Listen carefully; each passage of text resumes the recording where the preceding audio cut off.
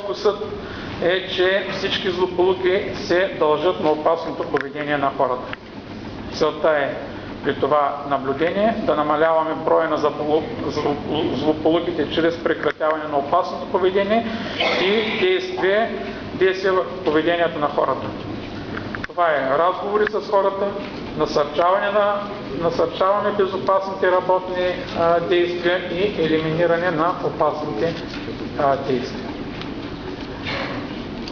Ползите, тук отново е написано, намаляват се злополуките и се променя поведението на хората.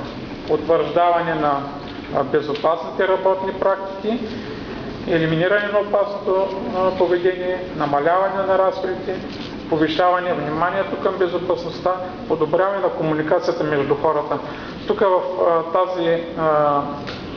в тази връзка за комуникацията между хората, аз споменах, че при нас сутрешните оперативки и другото, което сутрешните оперативки, в които първата част е безопасността, след това седмично се правят такива срещи по участъци, които са в завода. Седмична среща на мениджърите, висшето ръководство, в която също има първа точка, която започва с безопасност. Ежемесечни срещи по безопасност с менеджерите, висшето ръководство. Там се дискутират всякакви въпроси, постъпили от участъците по въпросите за безопасността.